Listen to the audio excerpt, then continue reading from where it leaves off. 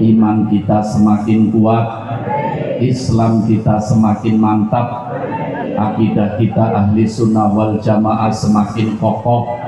Mudah-mudahan kita dan seluruh anak cucu kita dijadikan oleh Allah orang-orang yang soleh solihah, rizki kita lancar, halal barokah. Di antara kita, saudara-saudara kita yang menderita sakit disembuhkan oleh Allah. Kita semuanya yang hadir penyakit zahir, penyakit batin disingkirkan oleh Allah. Cita-cita kita disukseskan oleh Allah. Problem yang menimpa kita diberi jalan keluar oleh Allah. Barokah bersama-sama kita membaca sholawat burda. Mudah-mudahan kita semua dijadikan oleh Allah orang-orang yang istiqomah sampai mendapatkan husnul khotimah. Ilmu kita semakin manfaat, badan kita semakin ringan untuk mendekatkan diri kepada Allah Subhanahu wa Ta'ala, dan bersolawat kepada Nabi kita Muhammad Sallallahu Alaihi Wasallam. Para jamaah, kita semuanya meyakini bahwa nanti akan datang satu hari yang semuanya manusia kebingungan, semuanya manusia ketakutan, semuanya manusia tidak mengenal satu dengan yang lain. Rasulullah kalau menceritakan hari seperti ini sampai meneteskan air mata, bergetar badannya, karena Rasulullah Sallallahu Alaihi Wasallam yang diriwayatkan dalam riwayat sahihah oleh Al-Imam As-Suyuti, ketika Rasulullah Sallallahu Alaihi Wasallam menjalankan Isra Mi'raj, dipertontonkan oleh Allah hari kiamat. Rasulullah pun menonton akan terjadinya hari kiamat sampai meneteskan air mata dan sempat berteriak, mampukah umatku menghadapi kiamat? Mampukah umatku menghadapi hari yang luar biasa ini? Maka Allah memberi berita gembira kepada Nabi kita Muhammad Sallallahu Alaihi Wasallam, kemudian disampaikan kepada kita semuanya. Ini berita gembira, mudah-mudahan termasuk kita semua, amin. Rasulullah mengatakan, akrobun nas, ini hadisnya luar biasa sahihnya. Akrobun nas ilayya yaumal qiyamah aktsaruhum alayya sholatan. Paling dekatnya manusia denganku, yaitu Nabi kita Muhammad Sallallahu Alaihi Wasallam, nanti pada hari kiamat, hari yang begitu ngeri, hari yang begitu menakutkan, hari yang begitu membingungkan. Bayangkan para jamaah, kita bisa dekat dengan Rasulullah, kira-kira bingung apa enggak? Takut apa senang? Takut apa tenang? Pengen apa enggak? Apa kata Rasulullah? Manusia yang ketika hidup di alam dunia memperbanyak sholawat denganku, memperbanyak sholawat kepada Nabi kita Muhammad Sallallahu Alaihi Wasallam. Burdah yang kita baca tadi penuh dengan sholawat. Di samping isinya ada zikir, ada doa, ada nasihat, ada berbagai macam sifat-sifat Rasulullah, tapi intinya adalah sholawat kepada Nabi kita Muhammad Sallallahu Alaihi Wasallam. Mudah-mudahan kita semua terdaftar menjadi orang yang nanti hari kiamat dekat dengan Rasulullah, amin. Para jamaah, Rasulullah itu senang mengaitkan satu kejadian dengan bagaimana cara atau bagaimana Allah terhadap hambanya. Satu saat Rasulullah di masjid Di sebelah sini bapak-bapak, di sebelah sini ibu-ibu. Kemudian Rasulullah menyampaikan mau'idhah hasanah. Ada seorang ibu yang membawa anak baru bisa merangkak. Ketika mendengar mau'idhah hasanah Rasulullah yang begitu luar biasa, ibu itu lupa dengan anaknya. Anaknya merangkak, ibu itu tidak merasakan karena lagi fokus mendengarkan mau'idhah hasanahnya Rasulullah Sallallahu Alaihi Wasallam. Selesai Rasulullah menyampaikan mau'idhah hasanah, ibu itu baru sadar, berteriak dan menangis, anakku hilang, kemana perginya anakku? Rasulullah pun sempat mendengar dan Rasulullah pun sempat respon, ikut mencari. Ketika ibu itu ketemu anaknya, begitu senang. Anaknya digendong, anaknya diciumi, anaknya dipeluk. Rasulullah mengatakan, hai para jamaah, para sahabat, lihat tuh, ibu yang anaknya hilang. Setelah ketemu, begitu senang, begitu gembira, dipeluk anaknya, digendong anaknya, dicium anaknya. Rasulullah mengatakan, begitulah Allah Subhanahu wa Ta'ala apabila ada manusia bertobat. Manusia apa? Akan dipeluk oleh Allah dengan pelukan rahmat, akan didekatkan oleh Allah dengan pendekatan rahmat. Allah senang dengan taubatnya manusia, Allah gembira dengan taubatnya manusia. Padahal Allah tidak butuh taubatnya manusia, Allah tidak butuh taubatnya manusia, tapi Allah senang kalau ada manusia taubat, sebab Allah sifatnya Rahman Rahim. Mudah-mudahan kedatangan kita semuanya di majelis ini dalam rangka bertaubat. Amin. Kita pulang dari majelis ini, dosa-dosa kita diampuni oleh Allah. Amin. Kealpaan kita diampuni oleh Allah. Amin, ya Allah. Seluruh kesalahan kita diampuni oleh Allah. Amin. Sebagaimana dijanjikan oleh Nabi kita Muhammad Sallallahu Alaihi Wasallam. Rasulullah senang para jamaah mengkait-kaitkan. Kalau ada satu kejadian, belum 1 minggu kita bersama-sama memperingati Hari Raya Idul Adha. Kita memperingati Hari Raya Idul Adha. Kalau Hari Raya Idul Fitri, kita disyariatkan untuk memperingati Hari Raya Idul Fitri karena untuk mensyukuri kita diberi inayah pertolongan oleh Allah, bisa melakukan perintah Allah, melakukan ibadah puasa. Nah, kalau Hari Raya Idul Adha, apa kaitannya dengan kita? Sebetulnya tidak ada kaitannya dengan kita. Kita semuanya tahu Hari Raya Idul Adha adalah peristiwa Nabi Ibrahim alaihis. Kenapa kita disyariatkan untuk memperingati Hari Raya Idul Adha? Supaya kita bisa mengambil satu pelajaran. Intinya adalah kita memperingati suksesnya seorang hamba, yaitu Nabi Ibrahim alaihissalam, bisa melakukan perintah Allah, yaitu menyembelih putranya yang bernama siapa? Ismail alaihis salam. Sebetulnya para hadirin, peristiwa ini pelajaran besar bagi umat Nabi Muhammad sallallahu alaihi wasallam. Sallu ala Nabi Muhammad. Allahumma shalli. Al-mufassirun, pakar-pakar tafsir mengatakan Allah menceritakan Nabi Ibrahim dalam Al-Quran 63 kali. Sekali lagi para jamaah, Allah menceritakan sejarah Nabi Ibrahim dalam Al-Quran 63 kali. Padahal Al-Quran untuk kita umat Nabi Muhammad SAW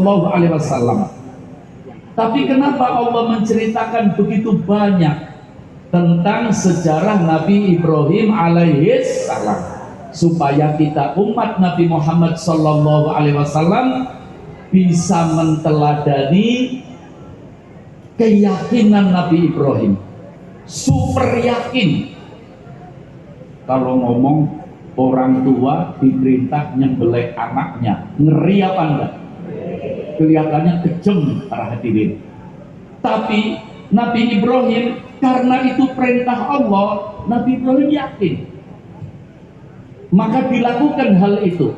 Ketika dilakukan, Ismail pun mengatakan, ya abati fa'al ma tu'mar satajiduni insyaallahu minas sabirin. Kejadian ini diceritakan oleh Allah berbanyak ayat dalam surat As-Saffat. Ketika pisau sudah menempel di lehernya Ismail, begitu hebatnya keyakinan Nabi Ibrahim, maka diganti oleh Allah dengan domba kambing dari surga. Dari mana? Surga. Tidak mungkin Allah memerintahkan orang tua menyembelih anaknya. Ini ujian. Maaf para hadirin, hidup adalah ujian. Hidup adalah perjuangan. Hidup adalah apa? Orang yang senangnya kebaikan, dia berjuang untuk menuju kebaikan. Orang yang senangnya kejelekan, berjuang menuju kejelekan. Orang yang senang menyalakan api fitnah, berjuang untuk menyalakan apinya. Alhamdulillah, kita bersyukur, kita berjuang untuk mendekatkan diri kepada Allah. Alhamdulillah, kita berjuang untuk mendekatkan diri kepada Nabi kita Muhammad sallallahu alaihi wasallam.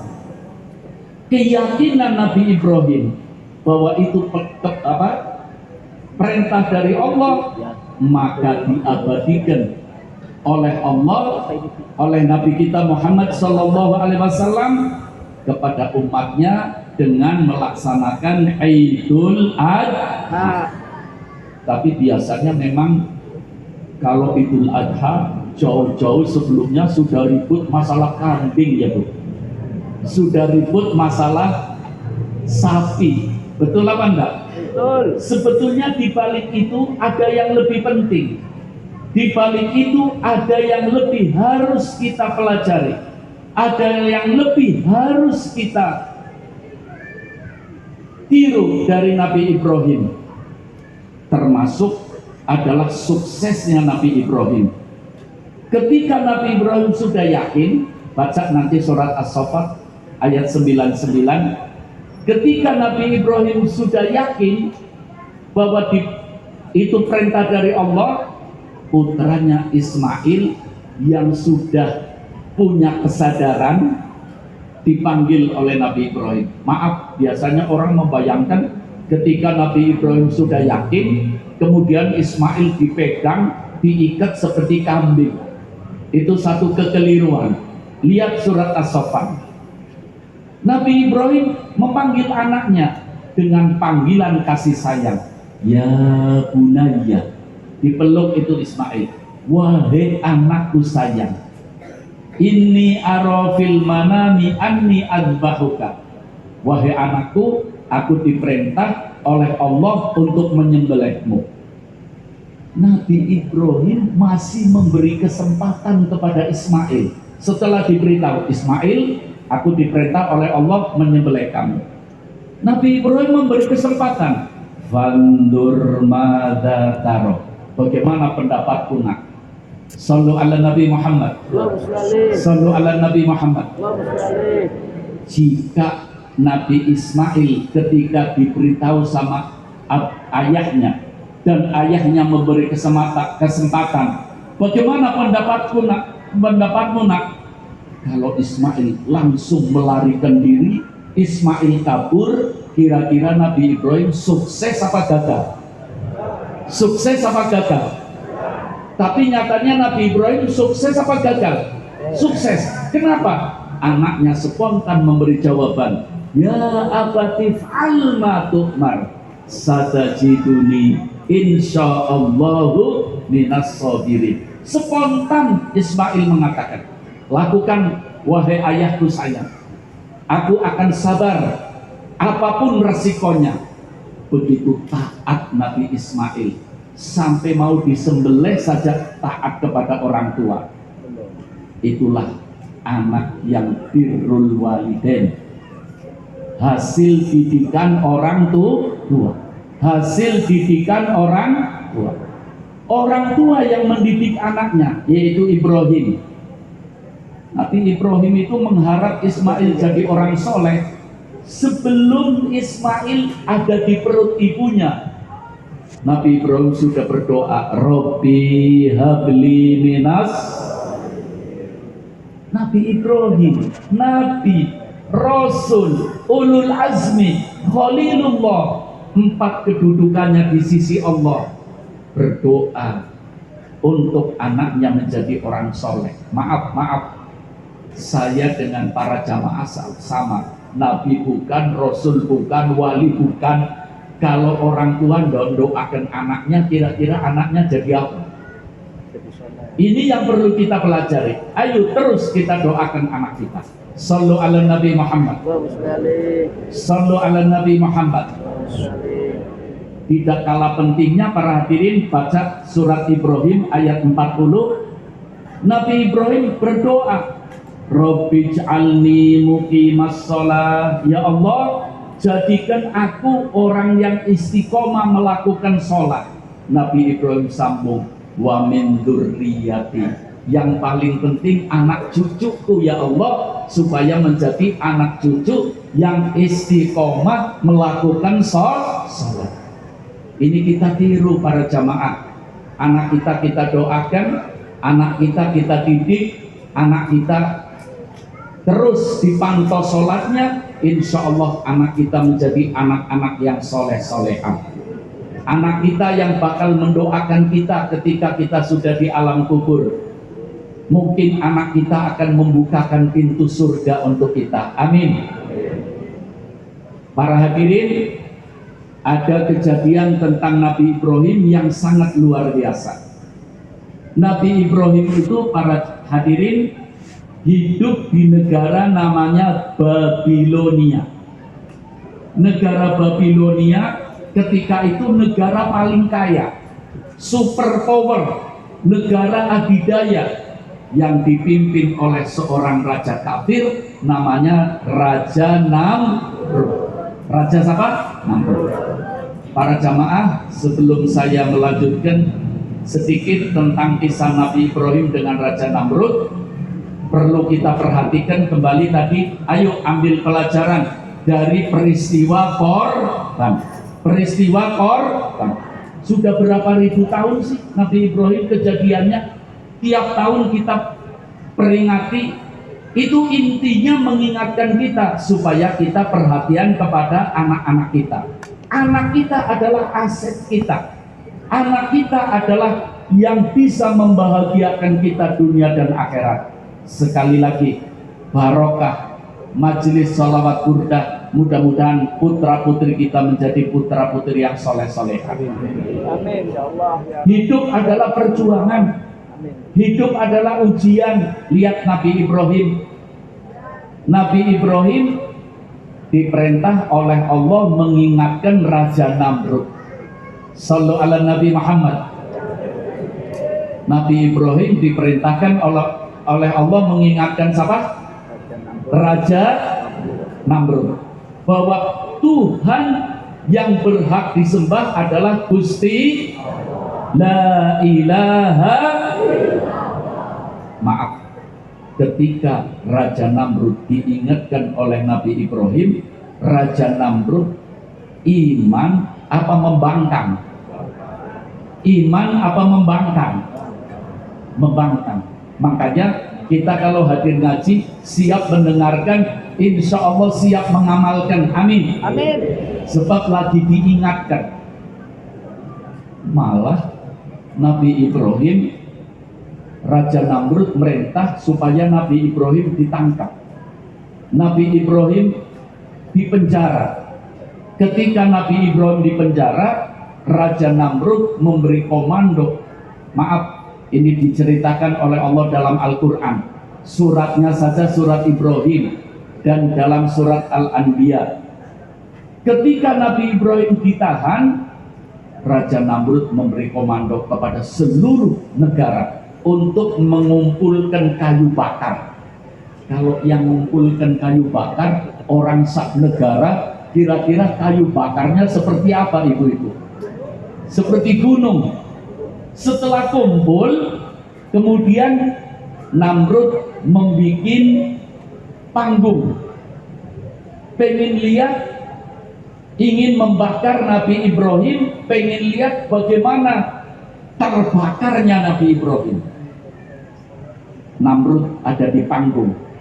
Diperintah itu kayu bakar untuk dibakar, api begitu menjulang, kemudian Nabi Ibrahim diperintah untuk dilempar ke tengah-tengah api. Ketika prajuritnya Raja Namrud akan melempar Nabi Ibrahim ke tengah-tengah api, bingung bagaimana cara melemparkan. Tiba-tiba datang seorang tua. Orang tua itu mengatakan, dengarkan, orang tua nih banyak pengalaman katanya. Pengen Ibrahim supaya jatuhnya di tengah-tengah api, bikin alat namanya manjanik. Alat namanya apa? Ini besi besar, ditaruh karet yang besar, kemudian Nabi Ibrahim ditaruh di karet, ditarik itu karet, dilepas. Ternyata teliti punya teliti, orang tua yang membuat ide, membuat manjanik, diteliti ternyata orang tua itu adalah setan. Adalah apa? Setan. Iya, hati-hati para hadirin. Kalau di kampung kita ada orang tua ngomong nih, kami pengalaman, tapi tidak dikenal orang tuanya. Hati-hati. Ya, hati-hati. Sallu ala Nabi Muhammad. Setelah Nabi Ibrahim ditarik di karet dengan alat manjanik, Nabi Ibrahim terpelanting. Nabi Ibrahim berada di mana? Angkasa. Ada di mana? Angkasa. Sekian kilometer dari begitu kencangnya. Nabi Ibrahim ada di angkasa. Kalau Nabi Ibrahim melihat ke bawah, ada apa? Ada apa? Api. Allah tahu apa enggak? Ketika Nabi Ibrahim dilempar ke atas di angkasa, Allah perintah malaikat Jibril, ya Jibril, adrik Ibrahim.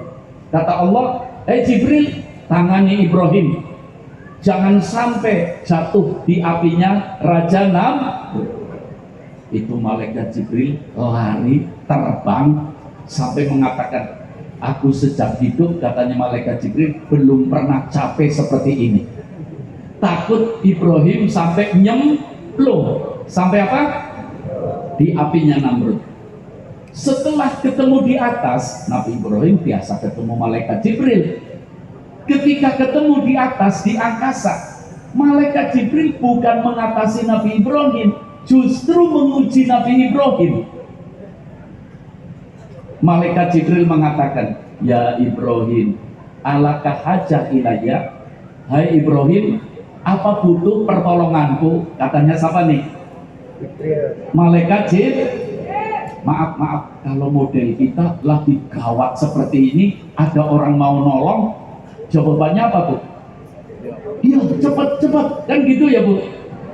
Ketika Nabi Ibrahim di angkasa, di bawahnya api, didatangi malaikat Jibril, ditawari, alakah haja ilayya, kamu butuh pertolonganku Ibrahim? Apa jawab Nabi Ibrahim? Amma ilaika fala, kepadamu Jibril aku tidak butuh, kamu sama aku sama makhluk Allah. Hebat apa anda yakinnya? Hebat apa anda? Sampai malaikat Jibril geleng kepala. Begitu hebat tauhidnya Nabi Ibrahim, pahlawan tauhid, super tauhid.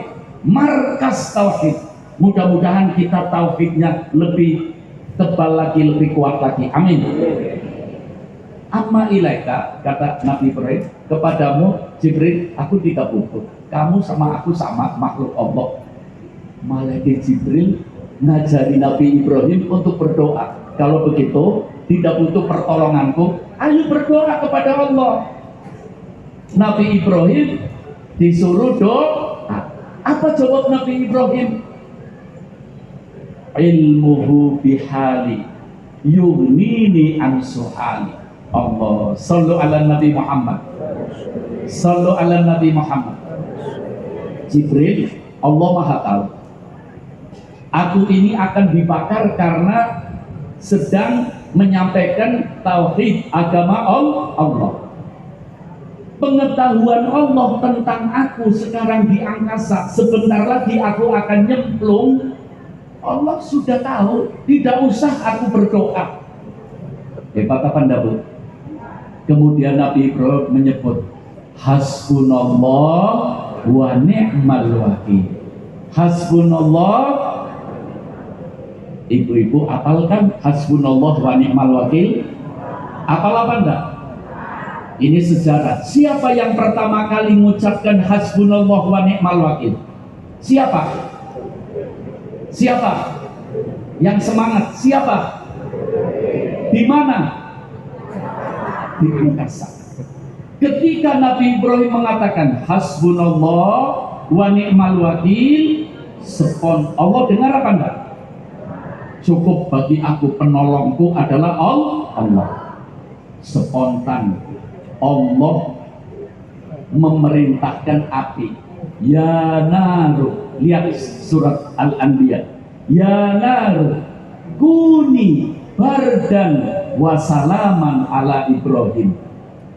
Inilah pahlawan tauhid.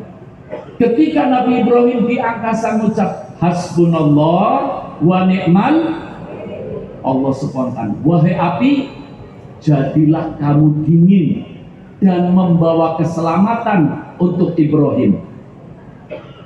Bapak Ibu, biasanya api panas apa dingin? Panas apa dingin? Panas. Orang kalau nyemplung api mati apa enggak?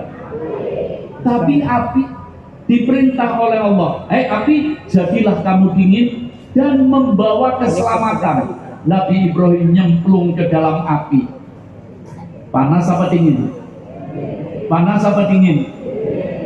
Allah mengatakan wasalaman, dingin tapi membawa selamat. Seandainya Allah tidak mengatakan wasalaman, Nabi Ibrahim akan mati dalam api, bukan kepanasan tapi kedinginan. Sallu ala Nabi Muhammad. Sallu ala Nabi Muhammad. Nabi Ibrahim masuk api, Raja Namrud pingsan. Kok masuk api? Tidak mati. Malah Nabi Ibrahim jalan-jalan di api kayak di objek wisata. Sallu ala Nabi Muhammad. Maaf, sekali lagi, api seharusnya panas apa dingin? Tapi taat enggak sama Allah? Taat enggak? Ayo, saya mau menyebut jamaah yang semangat ngomong taat. Api taat, langit, bumi, angin, air, api. Yang suka nggak taat siapa? Alhamdulillah kalau ngaku. Mudah-mudahan kita taat terus setelah sholawat burda. Amin. Allahumma. Nabi Ibrahim masuk api, di tengah-tengah api jalan-jalan kayak di objek wisata. Raja Namrud pingsan, dibakar, ternyata tidak kebakar. Sallu ala Nabi Muhammad. Dalam satu riwayat, api itu baru padam 1 minggu. Baru padam berapa? 1 minggu. Setelah apinya padam, umatnya lihat nabinya selamat. Senang apa enggak? Ngobrol sama Nabi Ibrahim, umatnya tanya, Nabi Ibrahim sejak hidup di dunia jenengan paling seneng kapan? Tadi di api.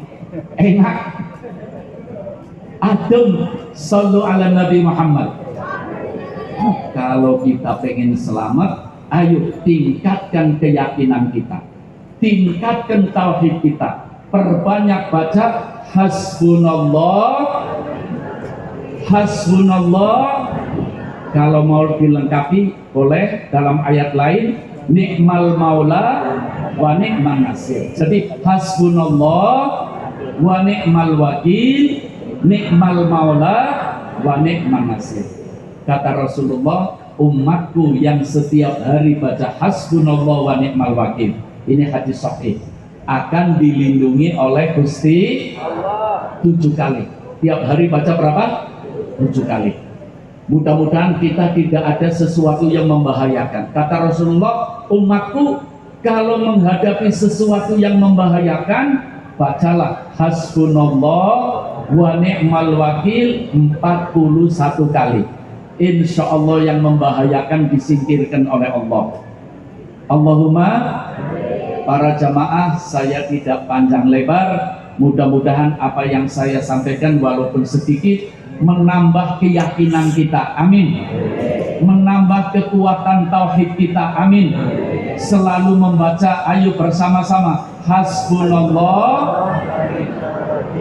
ni'mal maula wa ni'man nasir. Mudah-mudahan kita semua diberi selamat dunia akhirat, diberi sukses dunia akhirat.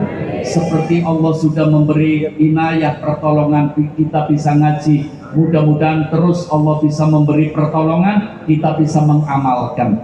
Allahumma ala hadhihi niyah wa kulli niyah sholihah wa ila hadratin nabi sayyidina Muhammadin sallallahu alaihi wasallam. Al-Fatihah. Bismillahirrahmanirrahim.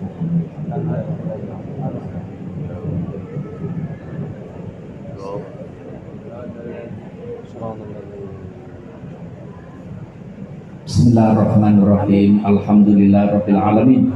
Allahumma shalli ala sayyidina Muhammad al-Fatihi lima ughliq wal khatimi lima sabaq nasiril haqqi bil haqq wal hadi ila siratikal mustaqim wa ala alihi haqqa qadrihi wa miqdaril azim. Allahumma ja'al jam'ana hadza jam'an marhuma.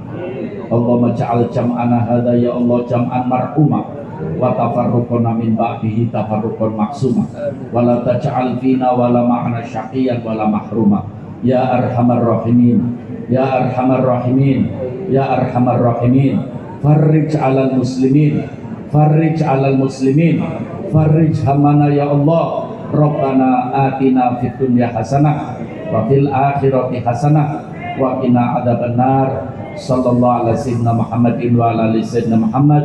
Subhana rabbika rabbil izzati amma yasifun wa salamun alal mursalin walhamdulillahi rabbil alamin. Taqabbalallahu minna wa